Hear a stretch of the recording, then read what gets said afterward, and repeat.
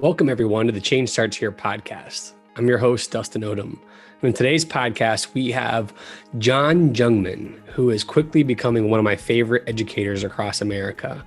Besides having an interesting story, being one of the youngest superintendents in the country to the superintendent of the largest district in Missouri, John is someone who is constantly working with his team to innovate.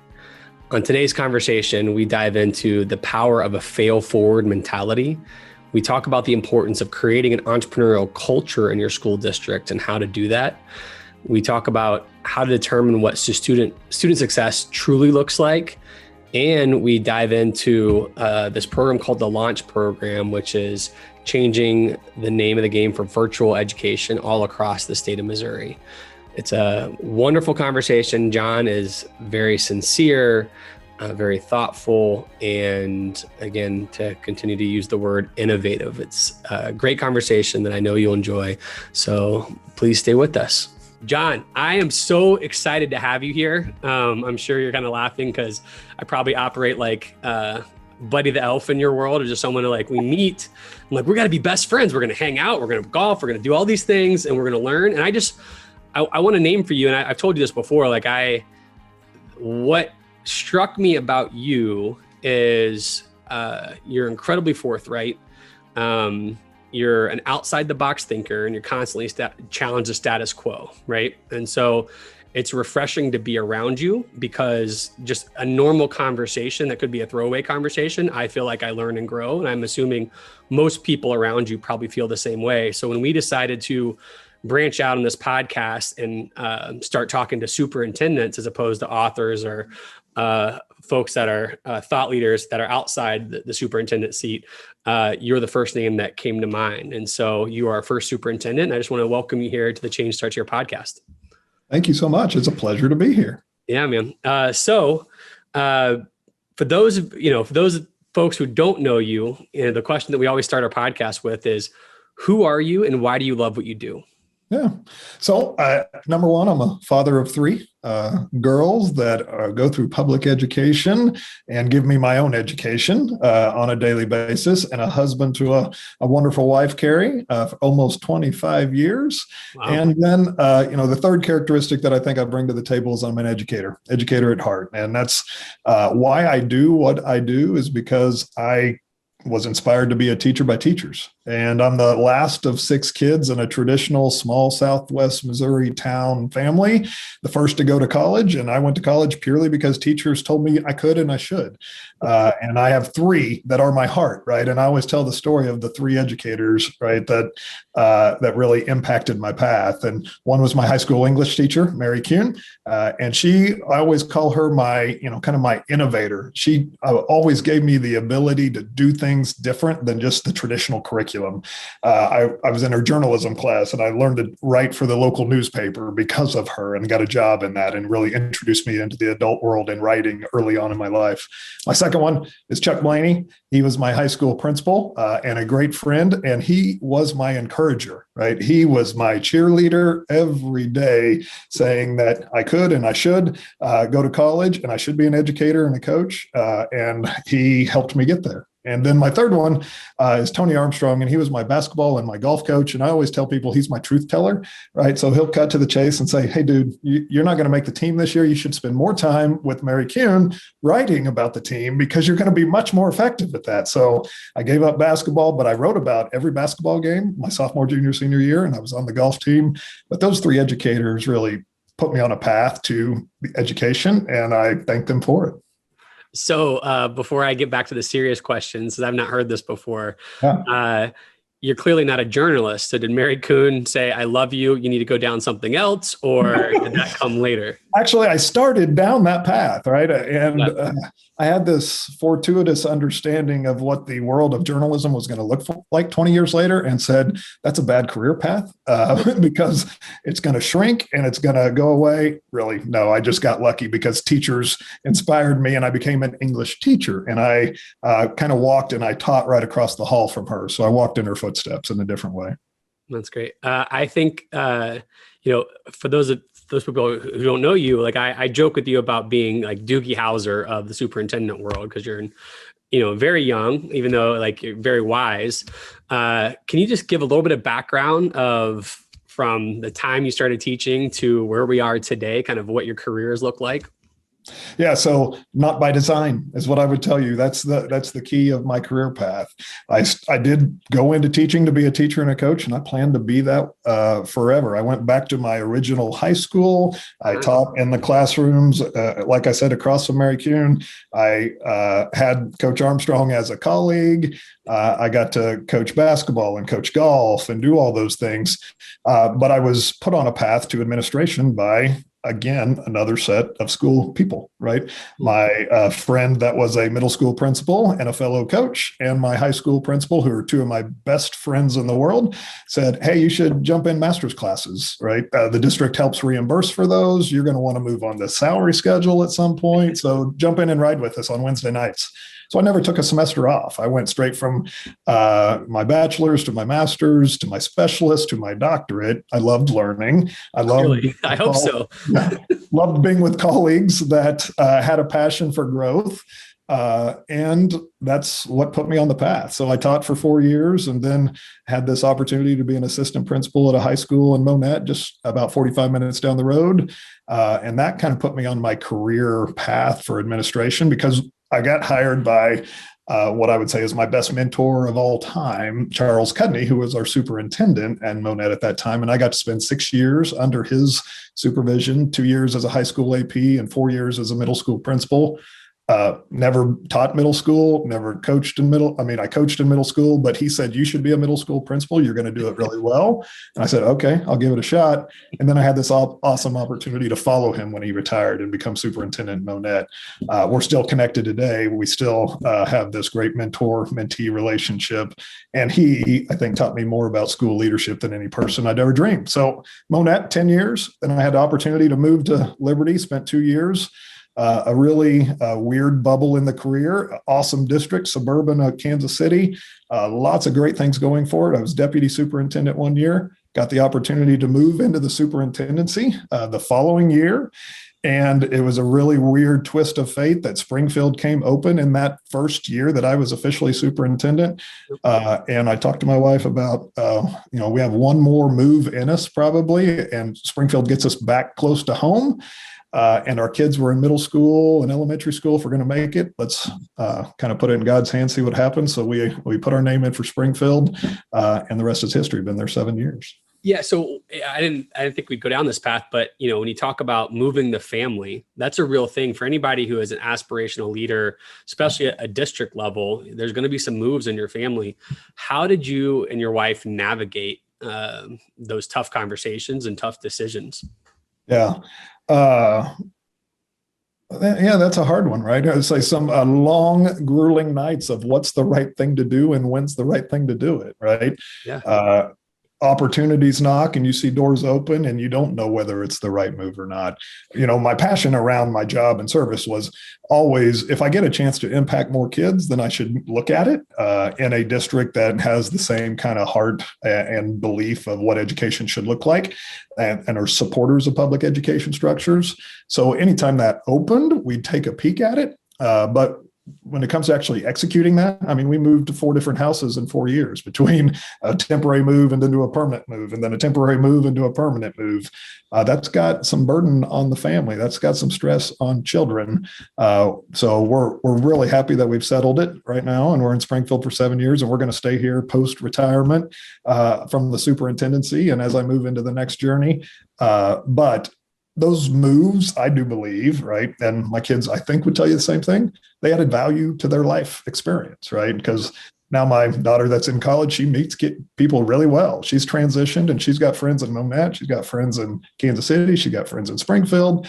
And those experiences, while challenging and sometimes painful, added value, right, to their life experience. So. Yeah, I do think, obviously we're all product of our upbringing, right? And I feel like I went to a bunch of different schools for a bit there.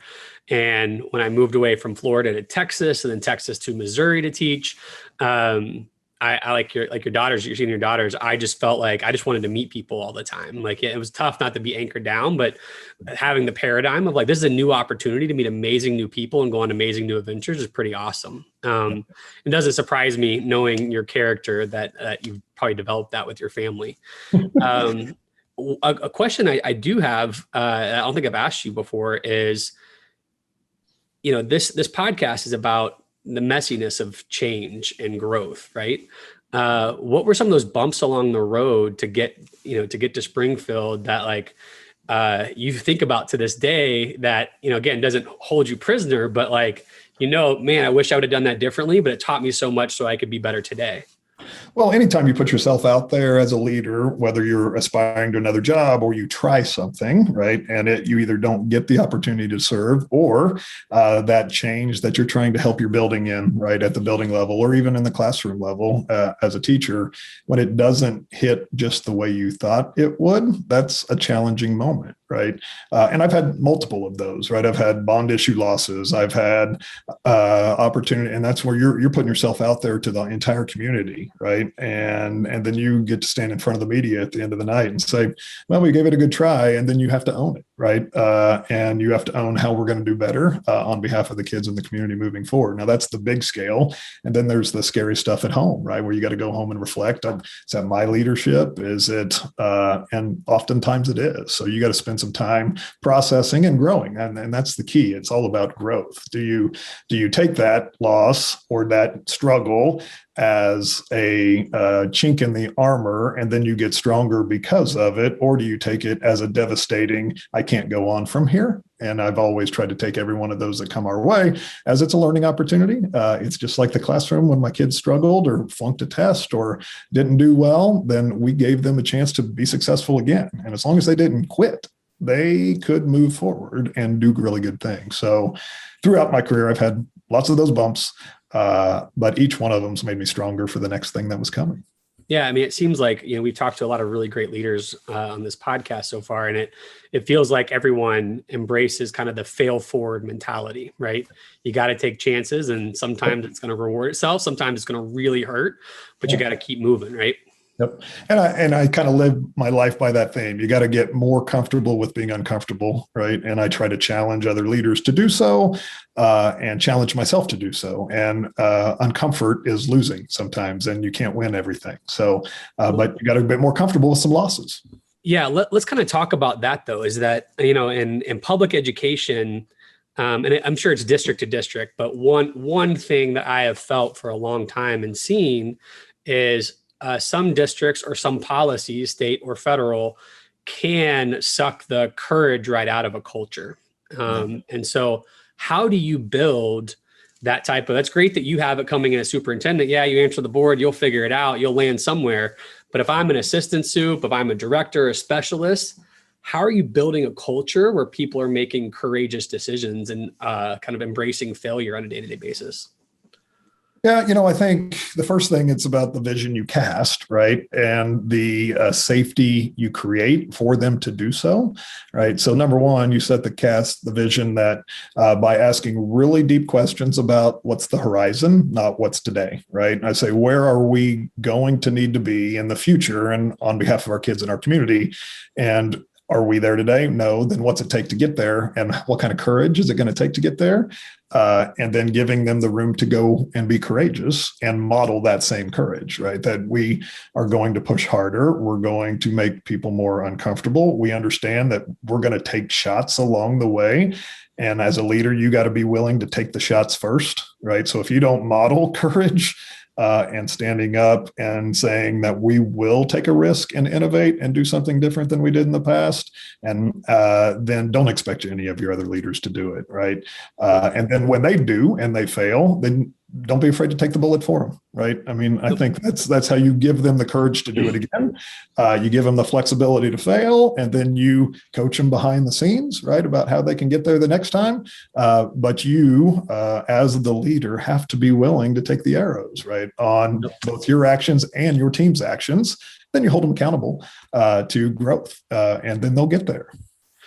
When you started answering, you said something along the lines of kind of visualizing what like success, the end in mind looks like. And I think when we first met, you were describing to me when you got to Springfield, I guess, what is it, 7 years ago now? 8 years ago? 7 years ago?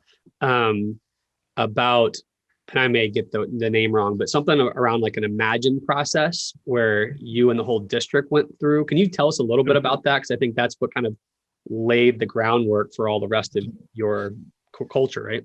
Yeah, I think that was kind of where we started, and we did two processes. One was Imagine, right, and it basically came down to this question: if I could, I would. Right. So if I didn't have the things that you just talked about, any barriers, whether they be financial or bureaucracy or tradition or history, and if I could redesign, right, on the best interest of kids and the outcomes that we desire, what would it look like? Right. So let's dream. And we used some design thinking processes. We brought kids and parents and community leaders to the table to think, right? And just to play in a space that was safe about what's possible for the future. And then we used that, right, to drive a strategic planning process called Envisioning Excellence, which was our next step. So here's what people dreamt about, right?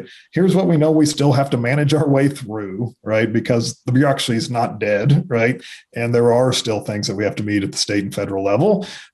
And they're important factors, but they're not it. Right. So Imagine kind of brought us to what else is there. And then Envisioning Excellence reminded us of the things that we can't leave. And then we ended up with a strategic plan that hopefully touches on both. Right. And I always say that you have to have a foot in today and a foot in tomorrow as a leader, especially at this level. And I think the strategic plan did both, right? It kept us rooted in the things that we needed to make sure we did really well, but it also pushed us to think about things that were not in the current plan. Yeah. So one of the things that I'm intrigued to know more about is how you determined what student success looked like. What, like when you think about student success or when your district thinks about student success, what does that mean to you all? Yeah.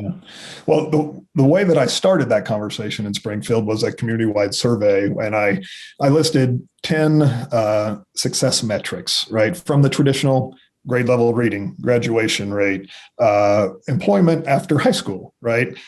College success, ACT score, attendance, and said, all right, parents, teachers, kids, give me feedback. And I got probably 10,000 responses or so. And then we and we just did a pure rank and sort. If you were going to rank these as most important from your perspective in the world, what are they?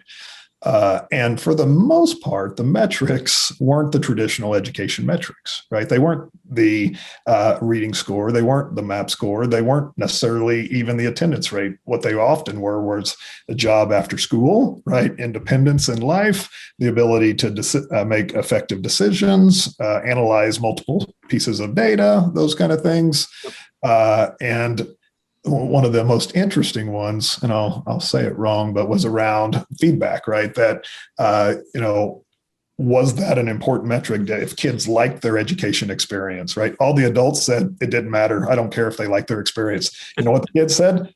My experience should be good, right? I should like it, right? It was like number one for them and like 9 and 10 for parents and teachers. So we had this little paradigm, right? Misalignment.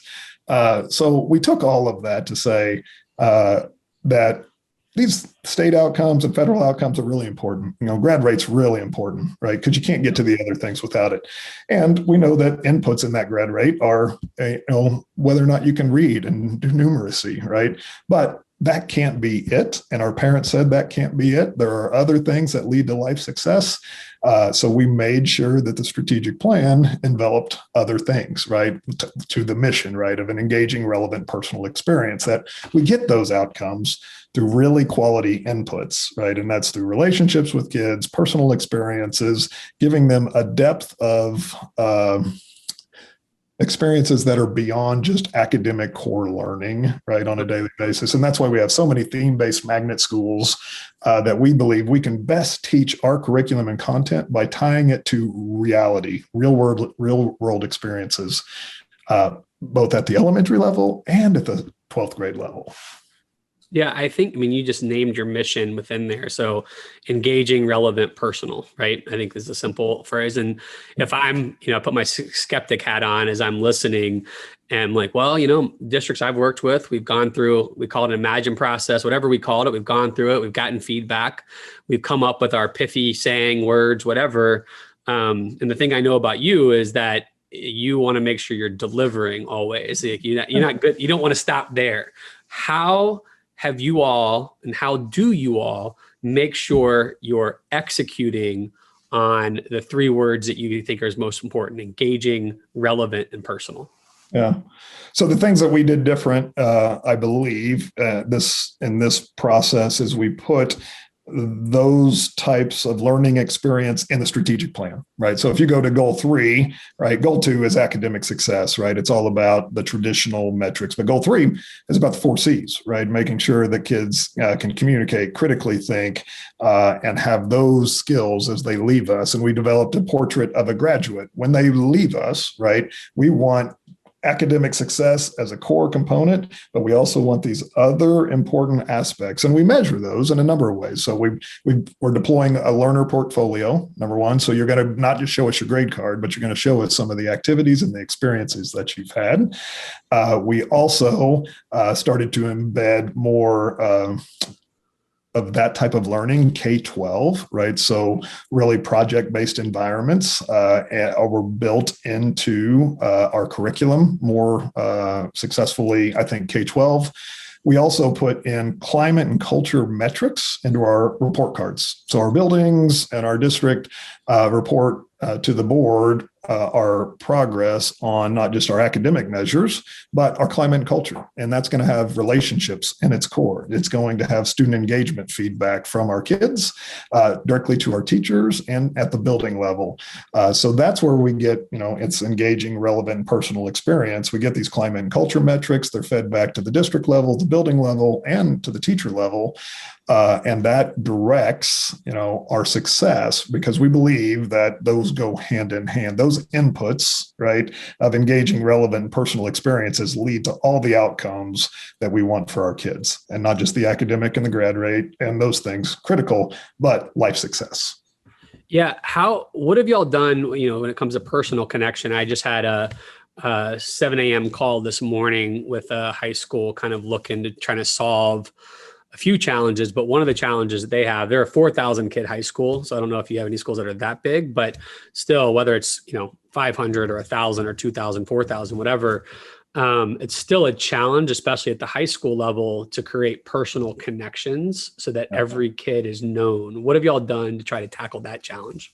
One of the first things, and this is in the metric of our scorecard, is getting kids engaged in extracurricular programming. And we did this in Liberty, and we put it in our scorecard also here, is that we know when they're engaged beyond the school day, they're more personally connected, right, with a coach or with other friends, right? So that's one thing. So we monitor the level of engagement at secondary level and extracurricular programming, and we've expanded significantly just to find something extra to do. We also ask kids, right, do you have that relationship? And we look for that data to see how we can regularly build that relationship. And then we deploy interventions, primarily at the high school level. When we talk about, we have graduation mentors and coaches and other counseling positions that are about finding those kids that haven't found success and don't have a connection that's meaningful, and giving it to them, right? And regularly coaching them up on what it's going to take to get to success, or to get across what we call the start line, not the finish line, because absent the diploma and the necessary skills to earn it, your ability to be very successful in life is limited, right? And that's being dependent, being able to be a contributor to society. It's not written off, but it's a tough road to hoe if you can't get there.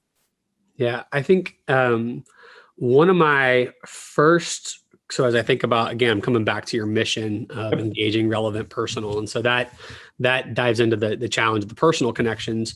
One of the coolest things when I first really learned about your district, probably 6 years ago, way before we met, I remember learning about the school you have in a Bass Pro Shop, the school I think you have in a hospital.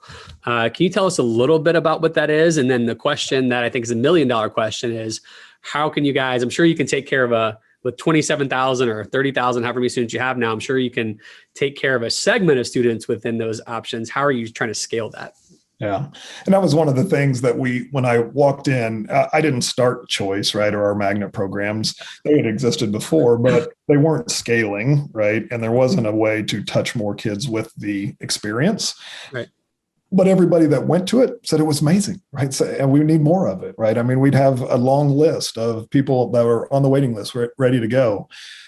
So we know it created value, and it created the thing it did was relevance, right? Because it gave me a way to see the curriculum through a more relevant way. And it's around conservation. We have one around healthcare. We have one that we're building right now all around agriculture, a brand new one for 150 plus students. It's going to be our largest ever. We just opened one around arts, right? So each of these experiences, they're small. Unfortunately, they're 50 to 150 kids, but they're giving us the place that we're able to learn about what's most engaging in that environment. It's not often the building. Bass Pro's cool, right? But it's the curriculum and it's the learning experience. It's the teacher and how they're making it come alive. So we try to transfer that right back to the base classroom. And we do it through a number of ways. One of the ways is we tried to build it into Explore, right? And we blew up our summer learning program from 3,000 to 12,000 kids in our first 3 years. Now we've hovered around 8 to 10 over the last couple of years, but in that summer experience, we cover all the academic essentials that kids need, right? And if they're struggling, we give them intervention and supports, but we do it around an explore motif, right? We're going to go explore our community, and you're going to get a theme-based experience that has outside of the building experiences as well as outside of the traditional classroom experience. So we learned in our magnets, we expanded it to Explore, and then we're trying to embed more and more into the regular classroom. So that's kind of the path.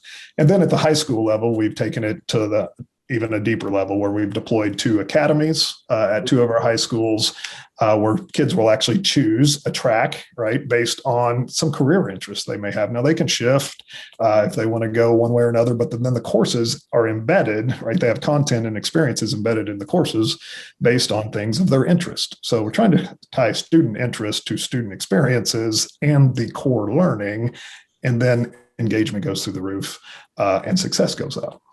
Yeah, I'm pretty fascinated by your summer approach, because I feel like many districts look at remediation for the summertime. And what's the paradigm or lens that you guys have looked at your summer options through? Yeah.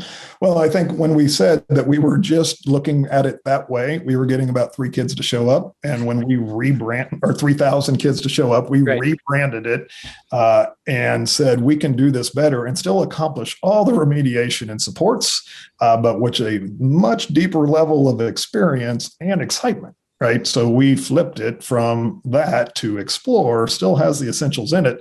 And we multiplied it times 3, right? Almost times 4 over just a couple of years. So kids will come. They want to do exciting things. Their parents trust them to keep learning with us and love the opportunity. If we can build it well, they'll show up. Yeah. First off, that's amazing. So my question that I'm going to ask isn't to tamper down my excitement for going from 3,000 to 12,000 or 8,000, 10,000, whatever we have now. It's amazing. But I know that you're someone who wants to measure impact and success. So what are those ways that you think about? All right, great. Yep. That's going well. How do we know what impact are you hoping it to have? Or are you seeing that it's having? Yeah, you always wanted to hit your core metrics, right?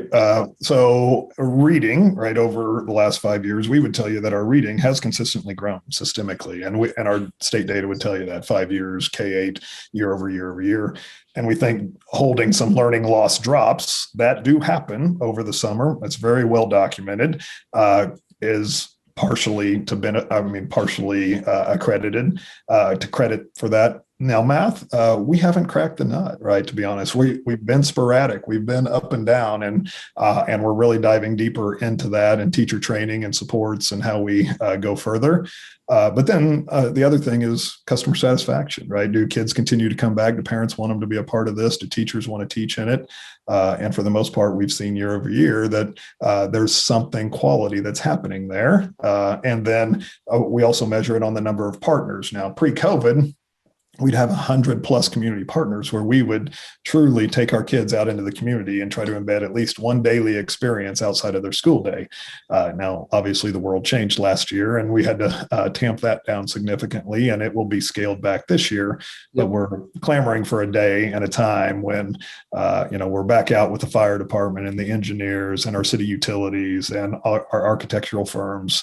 And we don't just do it with teachers, or we don't just do it with kids. One of the other things that we do is we actually partner with our Chamber of Commerce to deploy teachers out into learning environments and experiences in the summer, because they want to continue to grow. And often we have a lot of teachers that understand that their path to the classroom was very traditional. It was classroom, classroom, classroom. And there's some things out in the industries that they can learn to come and make their classroom more real and more engaging for kids. So we deploy through our chamber and with our other community local school districts, 50 to 100 teachers at least every summer to go out and do externships in business. That's really neat. I keep hearing the importance of community relationships, and I feel like most districts understand that that's important, but I don't know if many have systems that are set up to really help the community engage in a way that helps the district accomplish their end in mind. What systems have you guys put in place to really kind of make that marriage a win-win for everybody? Yeah, so a couple things. Number one, we have a person that's their job, right? Partnerships, that as part of learning support and explore, that we have someone that goes out and builds those partnerships. Right. We've also contracted some of that work, right, with our Chamber of Commerce and our CAPS program, which is an embedded high school experience. They help build the partnerships because they know the businesses and they know what the businesses are asking for when it comes to outcomes. And they help be the conduit that connects our education environment and our business environment. So those are two important ways. The other, I think, is our overall Department of Learning Support and Innovation.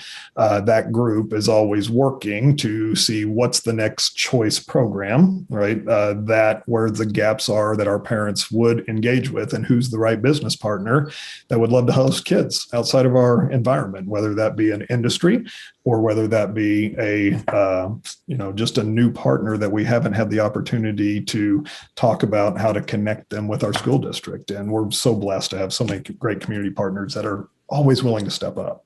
Yeah, well, I think, it seems natural to you, but you named a couple of, part of the Explorer program, and you've got a position that's underneath there. You're listing job descriptions or titles that don't actually exist in most districts. So what I hear is, again, coming back to the beginning, setting our vision with the community of what success looks like, and then hopefully having a board that allows you to kind of restructure to go after those. Is that accurate, or? 100%, right? And when I did my learning report after 90 days to the board, I said one of the most important things that I had to do was restructure the organizational's leadership chart and create space for innovation, right? And at that point, an executive director of innovation was created, and they have some other supports. But if you don't make space and make time and make it intentional, you expect it to happen, you're going to fail on that, right? And K-12 is not known, right, or many educational institutions, right, to be places of innovation or places that have space, because we have so much urgency on the current things that we're just trying to execute, that with spending time or money or having a conversation about what's next and how we can do it better often gets pushed to the back burner, right? So we intentionally made space for it. We intentionally made a department out of that, and it's created and been responsible for deploying additional magnet schools, the growth of Explore, the growth of our virtual program, our launch program that has moved, not just serving SPS now, but statewide. All of those things really fueled out of our innovation team, or they might have existed, but the innovation team talked about how we could take it to the next level. Right. Yeah, I think, I know our time is coming to an end here shortly. So can you dive in a little bit into the launch program and talk about the crazy impact it's having, not just in your district, but many other districts? Yeah, it's been quite a ride, right? And I can't pretend that I had a crystal ball to, number one, know when a pandemic would hit, and number two, to understand exactly when legislative changes would impact us. But I did know what I'd seen in other states, right? And here's what I'd seen. All across the nation, for-profit virtual education providers were having access to public education kids and taking what I would call an unfair amount of money away from public schools as they took that child away from them and delivering them a subpar product with teachers that weren't from Missouri, didn't know the kid, didn't know, or from that state, didn't know the kid, weren't connected, with zero real accountability, right, of actual delivering results. So I didn't want to see that happen to our district. So, and I knew the writing was on the wall that the Missouri legislation was going to shift to allow more access. And I'm fine with access because it's solving a real problem. Those companies existed because there was a problem. Course access wasn't there, right? And 500 plus Missouri districts, the ability for all schools and all kids to have access to high level content or foreign language courses and those type of things in all of our districts, it's not real. So there needed to be a solution. I just believe it's better done by a collaborative public education entity than no offense, a for-profit entity that has a profit motive instead of a purpose motive. And ours is number one, always to serve our kids successfully. And we turned our online program, which we had 50 courses we'd been investing in since 2012. And we're serving our own students, right, that needed one-off sections and solving our course access issues. But just solving our kids' problems wasn't going to solve Missouri's problems, which made us a target, right, for these other providers and other solutions. So we had the permission of our board to turn that on statewide. We made a small additional investment to add some additional developers, to add some courses. We created a statewide advisory committee made up of stakeholders from across our state that advise us on exactly what the needs are. And we went from 0 members to 350 member districts 3 years later. Now, through that, the state law changed, the pandemic happened, and virtual education became a necessity for every district. And we just happen to be there ready to support them. And our theme is, I think it touches local districts and most Missourians. Our launch is designed, developed, and delivered by Missouri educators for Missouri kids. And that's what we believe. So we hire Missouri educators, we design and develop our own courses, we hire Missouri teachers from our partner districts.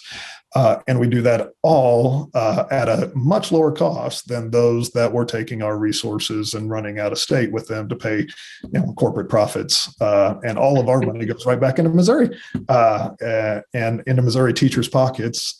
So it's been an amazing journey. We served, thousands of kids from across the state last year. And we were blessed that we had it during a pandemic. Wasn't designed for it. It wasn't perfect. But we're getting better, and it will right size itself after the pandemic. Virtual education is not going away, but it will come back to a more manageable size post pandemic because I want my kids in seated environments. We're pushing them back because we believe that one-on-one relationship is of high value. But we also know that there's a segment of parents and kids that were very successful in virtual, and we better continue to do it and do it well. I forget who I was talking to recently, but I ran a panel for high school students. And for me and my wife, we're just very social animals. So the idea of not going back to an in-person environment just would not cross our minds, even with our students. But I was talking to about 5 students, and one of the students has been virtual all year. And he said there's no chance he's going back, not because he hates high school. He loves learning the way he's learning. It's helping him meet his needs. He doesn't miss the drama that happens at the high school level, and he can still be connected through extracurriculars or whatever else. And so I do think, like you said, I do think that's going to be something that stays. To what degree, who knows, but that's definitely something we need. Yeah, it's a niche, right? I mean, it's not whole scale reform, and we learned that pre-pandemic. We knew that this was meeting the needs of a population of our students that wasn't comfortable in our school setting, wasn't getting, the attention. And they actually would tell us that we got more one-on-one and more deep relationships through our virtual learning environment and our teachers in that setting than we ever did in a seated environment. So it was meeting the needs of a group. It increased for a COVID pandemic response, but now it's going to go back to its original design, I think. Right. So John, our time's running out, and I want to end with the same question we ask everybody, which is, from your seat, what's our goal is to just inspire change in everybody, right? And to encourage people to get better. What's the best piece of advice you have for folks who are aspiring to lead, currently leading folks, or aspiring to be leaders, that you can give us right now? Yeah, I spent some time reflecting because you told me that, I might get a chance to end on that, right? And I won't give you a bunch of nuggets, but I've got a small list. So number one, commit to serve others first, right? So if you're, especially in the public sector, I show up because I have 25,000 kids that are counting on me, and I've got 900,000 in Missouri that I really care deeply about. And I value the public education culture that we have, what it's done for me, what it's done for my kids. So my commitment is to serve others first. And if you bring that to the table, you're normally going to make pretty good decisions. Number two, surround yourself with a balanced team. Don't just hire people like you, because it's really easy to get yourself in an echo chamber and think you have all the right answers, but you have to have different talents and thoughts around you. I need people that are high empathy, high execution. I've got strategy, right? And I've got thoughts about how to get there, but I need to be surrounded by a balanced team. So I always encourage others to think about what are the holes and what are the gaps and how do you fill them? So that's kind of number two. And I already covered number three is create space and time for innovation, right? And if you don't do it, it won't happen accidentally. You might be forced into innovation by a crisis, right? Like a pandemic, but it's not going to be very good because you didn't take time to do it very well. So take time and space to create that.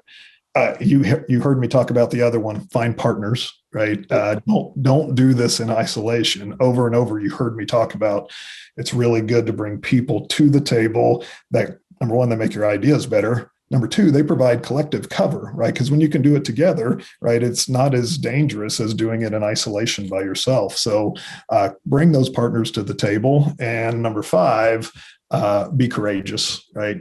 Leadership's not for the faint of heart, right? You're going to take arrows. You're going to have to make hard decisions, but you'll survive, right? And number six is my last one. And if you desire to be loved as a leader, get a dog, because there's times when you're going to have to do number five. You're going to have to be courageous. You're going to have to make hard decisions. You're going to have to go home and think that the world hates me.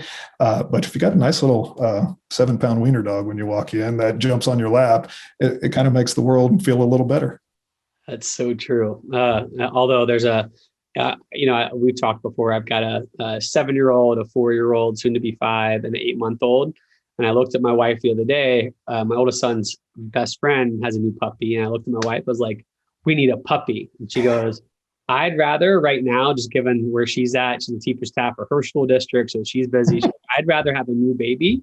And I do not need another baby right now. I'm like, timing's important. Timing's important. So I've got to wait for that, but I'm going to use this clip to share with my wife. So John, I don't know at this point, I know, over the next month or few months, you'll be transitioning out of your role as superintendent. And I have to imagine there's going to be people who are going to want to just learn from you more. And so is there a way right now, and if there's not, we can add it into somehow in the meeting notes or something later? If people want to get to know you, reach out, is there some place they can find you? Yeah, always my LinkedIn or my Twitter account. Feel free to reach out through either one of those locations through notifications. Yep. At John Jungmann. It's pretty simple and not hard to find, and I'd love to engage. I am going to miss the superintendency, but when I walk away, I am going to have more time for conversations with others regarding what's possible and what the future looks like, and I look forward to it. Well, I hope our friendship gets to blossom during that time of more flexibility for you. So thank you so much for being our first superintendent to join this. This was an incredibly inspiring and educational conversation, and I look forward to possibly having you back in the future.